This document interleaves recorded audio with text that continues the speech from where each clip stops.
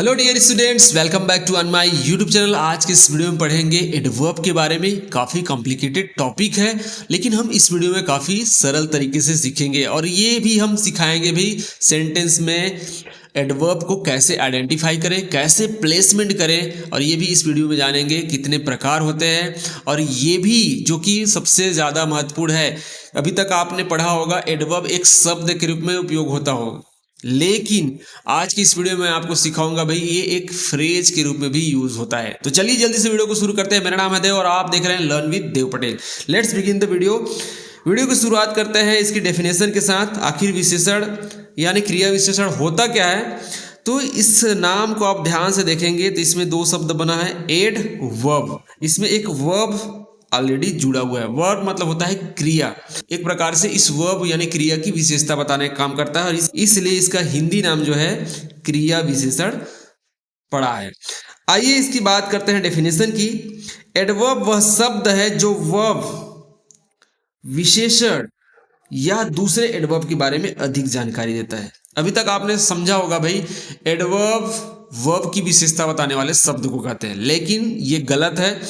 Adverb क्रिया की तो विशेषता बताता ही है, साथ में एक एडजेक्टिव की भी विशेषता बताता है, या फिर एक एडवर्ब दूसरे एडवर्ब के बारे में भी विशेषता बता सकता है, मतलब अधिक जानकारी दे सकता है, क्वालिफाई कर सकता है, डिस्क्राइब कर सकता है। तो चलिए इसको एग्जांपल से और समझते हैं बारीकी से। जैसे एक सेंटेंस है भाई, ही रन्स फास्ट, वह तेज दौड़ता है, तेज। तो किसकी विशेषता बता रहा है? ये फास्ट जो है ये बता रहा है किसकी विशेषता? रन की। वह दौड़ता है, लेकिन कैसे दौड़ता है? तेज दौड़ता है। तो ये जो तेज शब्द है या फास्ट वर्ड है, ये एक एडवर्ब है और इस वर्ब की विशेषता बताने का काम कर रहा है। तो ये तो समझ में आता है कि एडवर्ब जो है वर्ब की विशेषता बताता है, ये तो सिंपल है। लेकिन आइए दूसरे सेंटेंस में देखते हैं। सी इज वेरी ब्यूटीफुल, वह बहुत सुंदर है।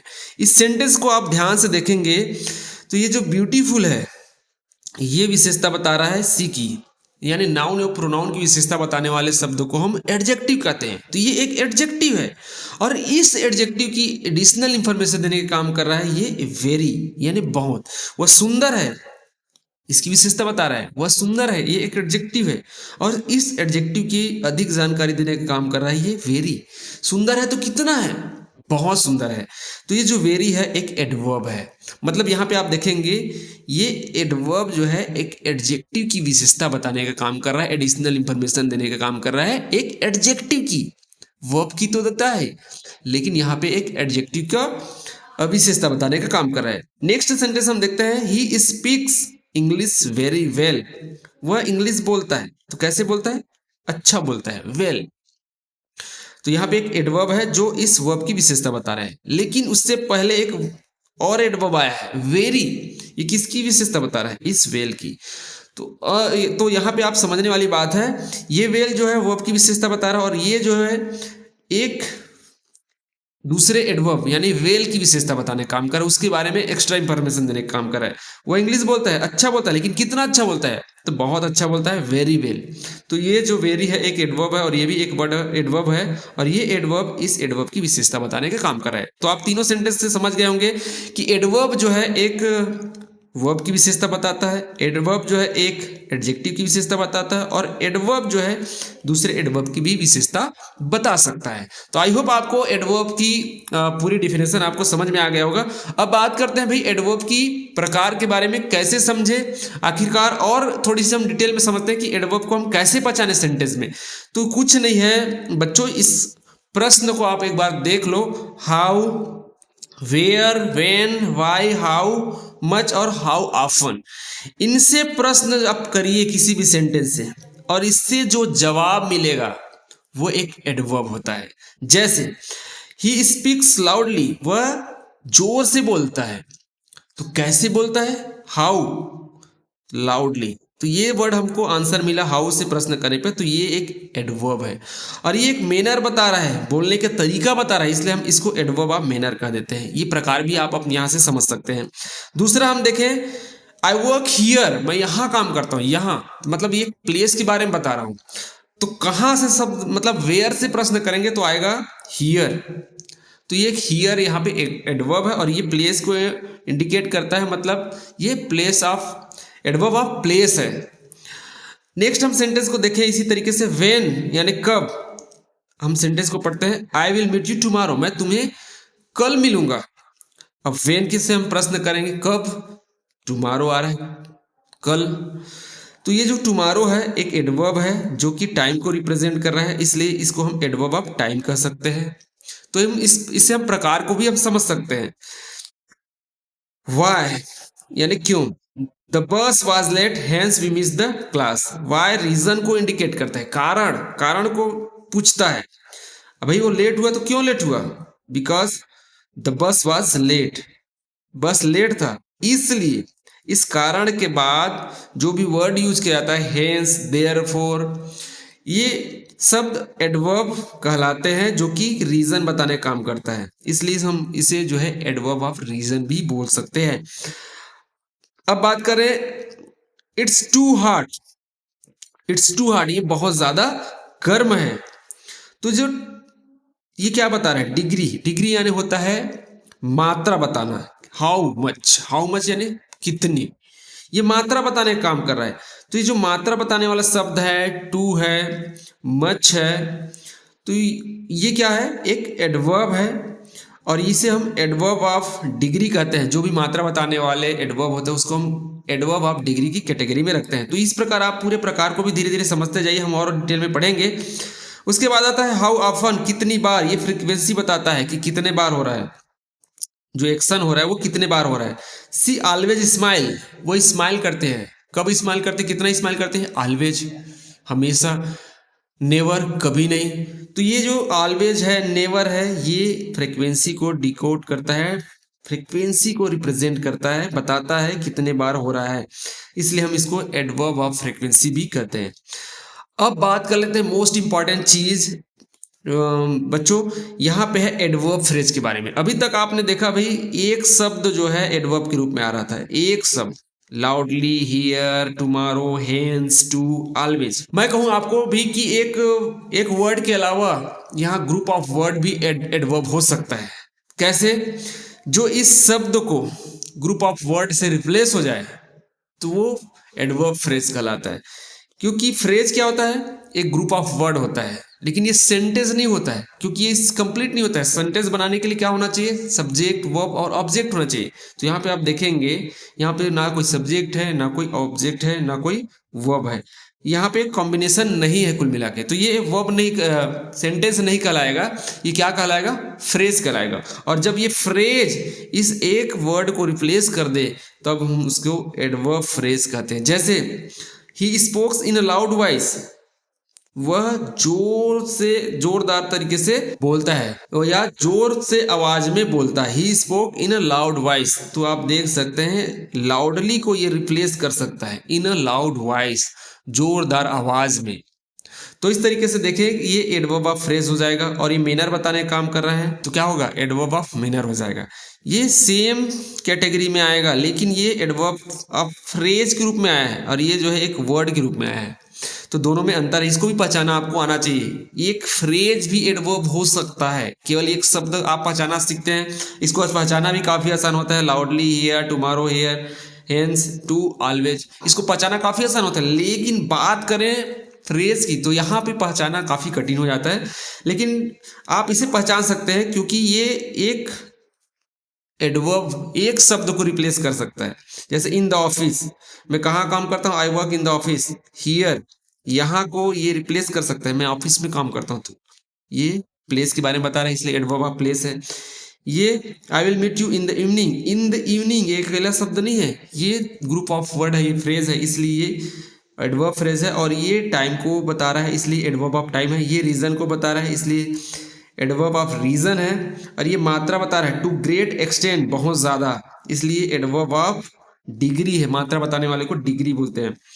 और ये फ्रीक्वेंसी बता रहा है, एवरी मॉर्निंग ही एक्सरसाइजेस एवरी मॉर्निंग, वह हर शाम को एक्सरसाइज करता है। तो ये फ्रीक्वेंसी बता रहा है, इसलिए एडवर्ब ऑफ फ्रीक्वेंसी। और ये यहाँ पे अकेले शब्द नहीं आया है, ग्रुप ऑफ वर्ड आया है, मतलब दो या दो से अधिक शब्द आया है, इसलिए इसको हम एडवर्ब फ्रेज कहते हैं। अब आइए बात कर लेते हैं भाई, मोस्ट इंपॉर्टेंट जो है वो है टाइप्स ऑफ एडवर्ब की, और इसके अलावा हम बात करेंगे ये जो वर्ब एडवर्ब होते हैं उसका प्लेसमेंट कहाँ पे करना है, ये बहुत महत्वपूर्ण है। तो सबसे पहला प्रकार है एडवर्ब ऑफ मैनर। आइए क्विकली, हम जो है वीडियो बहुत ज़्यादा लंबा हो रहा है, हम जल्दी जल्दी इसको करेंगे और कुछ एग्जांपल्स आपको मैं दिखाऊंगा जो आप स्क्रीनशॉट लेके या पॉज करके आप देख सकते हैं, प्रैक्टिस कर सकते हैं, जिससे आपको जो है आपकी जो भी डाउट्स है वो और ज़्यादा क्लियर हो सके। सबसे पहले बात करते हैं एडवर्ब ऑफ मैनर। ये बताता है कि ये एक्शन किस तरीके से हो रहा है, किस मैनर से हो रहा है, किस शैली में हो रहा है। जैसे स्लोली है, क्विकली है, केयरफुली है, ब्रेवली है। तो दौड़ता है, कैसे दौड़ता है, ही रन्स क्विकली, वह जल्दी दौड़ता है। तो क्विकली यहाँ पे एक एडवर्ब है जो मैनर बताने का काम कर रहा है, और इसलिए इसको हम एडवर्ब ऑफ मैनर कहते हैं। आइए कुछ एग्जांपल्स मैं आपको दिखाता हूँ एडवर्ब ऑफ मैनर की। जैसे है क्विकली है, स्लोली है, केयरफुली है, loudly, softly, bravely, happily, sadly, well, badly. यहाँ पे एक चीज कॉमन आपको देखने को मिलेगा, एल वाइज सबसे ज्यादा इस एडवर्ब ऑफ मैनर में आता है सबसे लास्ट में। जैसे ही runs quickly, she speaks slowly, वह धीरे बोलती है, ड्राइव केयरफुली, ध्यान से चलाओ, the baby is crying loudly, baby जोर से रो रही है, स्पीक सॉफ्टली, धीरे से बोलो, द सोल्डर फाउट ब्रेवली, जो सोल्जर है, सैनिक है, वो बहादुरी से लड़े। तो कुछ एग्जांपल्स आप और देख सकते हैं और अपने डाउट को क्लियर कर सकते हैं। तो एक चीज मैं आपको बताना भूल रहा था, वो है इसकी प्लेसमेंट के बारे में। जितना भी आपने अभी एडवर्ब ऑफ मैनर देखा वो वर्ब के जस्ट बाद यूज किया गया है, जैसे कि आप देख सकते हैं। तो ये एडवर्ब ऑफ मैनर जो है वर्ब के जस्ट बाद यूज करना है, देख सकते हैं इसका प्लेसमेंट।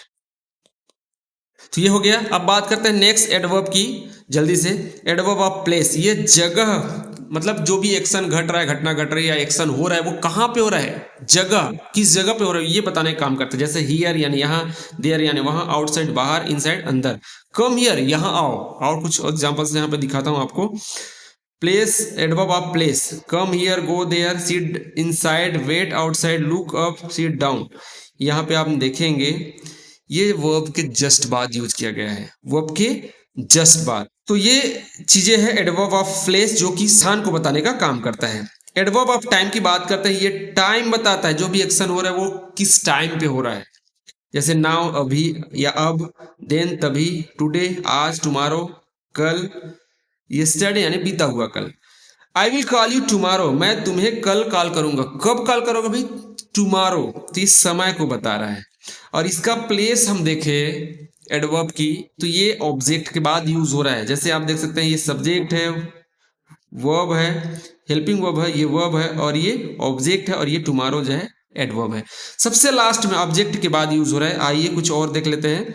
एडवर्ब ऑफ टाइम देख सकते हैं, कम नाउ, यहां पे देखेंगे कम नाउ, यहाँ पे कोई ऑब्जेक्ट नहीं है, इसलिए डायरेक्ट वर्ब के बाद यूज किया गया। लेकिन जब कोई ऑब्जेक्ट हो तो ऑब्जेक्ट के बाद इसको प्लेस करना है। जैसे I will finish it then, देखिए यहाँ पे एक ऑब्जेक्ट है, उसके बाद इसको प्लेस किया गया है।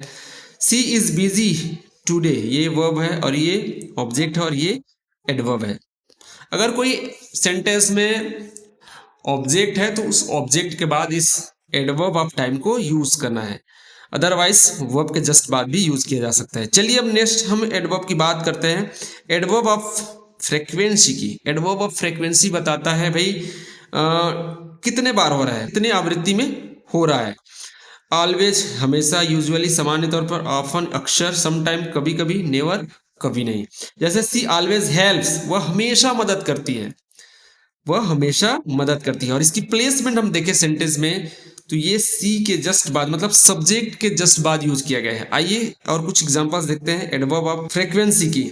तो यहाँ पे देखेंगे she usually smile, she always smile, she usually walk, he often travels, we sometimes play. तो यहाँ पे हम देखेंगे जस्ट सब्जेक्ट के बाद यहाँ पे यूज किया गया है एडवर्ब ऑफ फ्रीक्वेंसी में।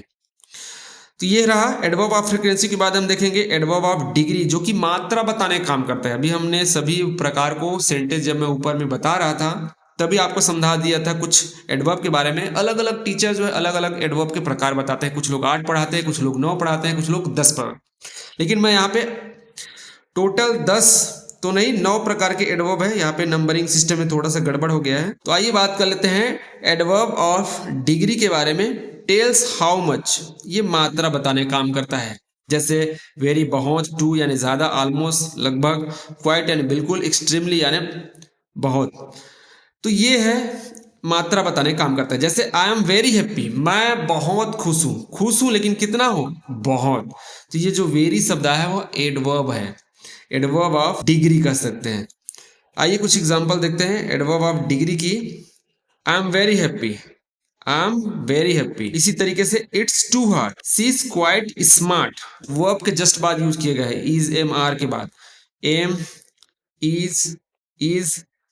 अगर कोई पास्ट इंडेफिनिट टेंस है तो वहां सब्जेक्ट के जस्ट बाद भी यूज किया गया है। तो आइए नेक्स्ट एडवर्ब की बात करते हैं, एडवर्ब ऑफ रीजन की। ये कारण बताने का काम करता है। सो काज आर रीजन, देयरफॉर, इसलिए, दस, इस प्रकार, हेंस यानी अतः। पहले कोई सेंटेंस का कारण मतलब कारण बताता है पहला सेंटेंस में, और दूसरा सेंटेंस में इस एडवर्ब का शुरुआत में ही यूज किया जाता है। पहले कारण बताएंगे पहले सेंटेंस में, जैसे ही वाज इल, वो बीमार था, पहला ये कारण हो गया। और इस कारण के बाद ही हम एडवर्ब ऑफ रीजन को यूज करेंगे। देयरफॉर स्टेड होम, वह बीमार था इसलिए घर रुका, ये है। अब आगे बात करेंगे इंटरोगेटिव एडवर्ब की। इंटरोगेटिव एडवर्ब, इंट्रोगेटिव मतलब प्रश्न करने के लिए यूज किया जाता है। इसका यूज्ड टू आस्क क्वेश्चन, जैसे व्हेन है, वेयर है, व्हाई है, हाउ है, ये सभी प्रश्न करने के लिए किया जाता है। लेकिन एक चीज यहाँ पे ध्यान रखने वाली बात है, ये जो वेन है ये समय के लिए भी यूज किया जाता है। तो यहाँ पे एडवर्ब ऑफ टाइम में भी इसको लिया जा सकता है। हालांकि ये एक पूरा कैटेगरी बना के आता है, लेकिन ये इनकी और सब कैटेगरी हो सकता है। मतलब ये टाइम बता रहा है, एडवर्ब ऑफ टाइम हो सकता है। ये प्लेस के लिए यूज किया जा रहा है, मतलब ये एडवर्ब ऑफ प्लेस हो सकता है। ये रीजन के लिए यूज किया जा रहा है तो एडवर्ब ऑफ रीजन हो सकता है। और ये मेथड बता रहा है, मेनर बता रहा है, इसलिए एडवर्ब ऑफ मेनर भी हो सकता है।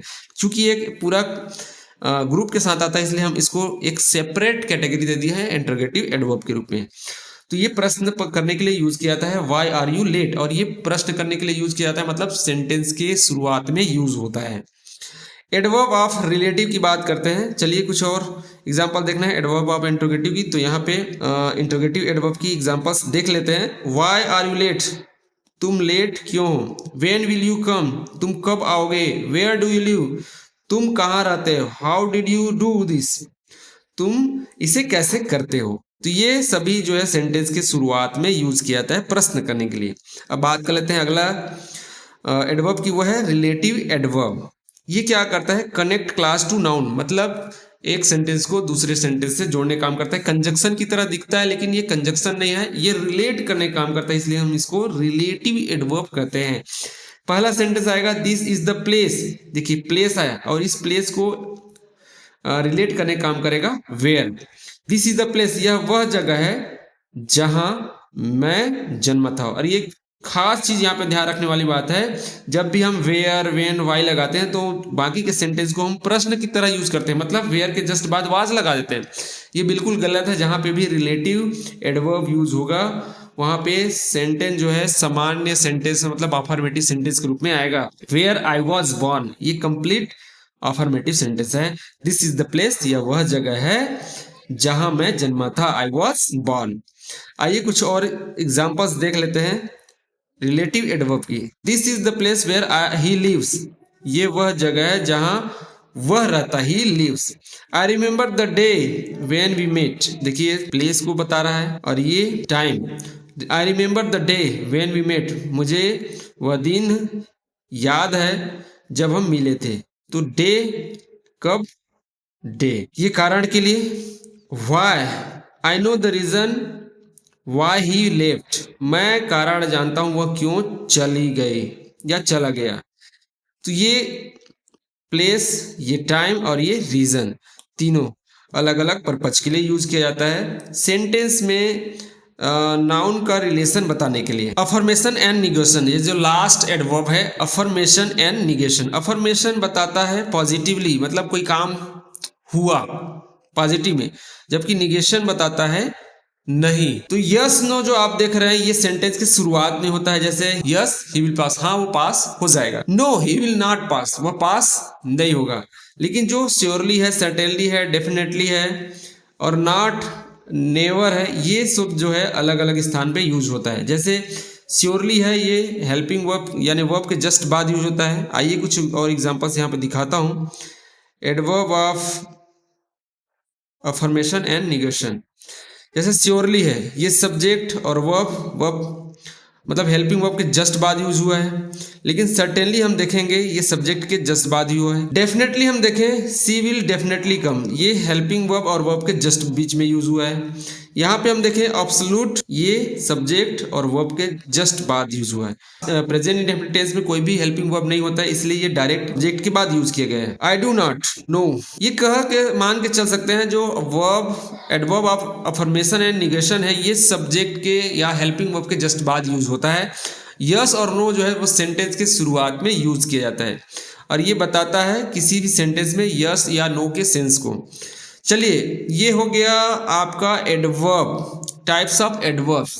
हमने लगभग 9 प्रकार के एडवर्ब्स देखे, बहुत ही अच्छे तरीके से, सरल तरीके से समझा और इसके प्लेसमेंट को भी हमने समझा।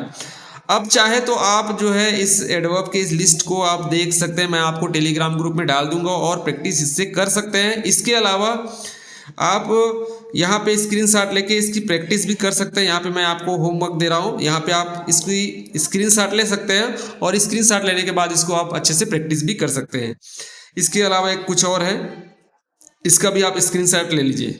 आई होप आपको ये वीडियो काफ़ी अच्छा लगा होगा, समझ में आया होगा एडवर्ब क्या होता है, क्योंकि ये कॉम्प्लिकेटेड टॉपिक ही है। बच्चे जो है बहुत ज़्यादा फ्रस्ट्रेटेड फील करता है इस टॉपिक को पढ़ने के लिए, बोरियत महसूस होता है। लेकिन मैं जितना हो सकता था सरल तरीके से समझाने की, बताने की कोशिश किया हूँ। आई होप आपको ये वीडियो अच्छा लगा होगा। वीडियो अच्छा लगा है तो भैया चैनल को सब्सक्राइब कर दो और वीडियो को लाइक कर दो। So thank you very much for watching this video. मिलते हैं किसी और वीडियो में नए टॉपिक के साथ। हमारी बेसिक इंग्लिश की ये सीरीज कंटिन्यू चलती रहेगी। सो बाय बाय।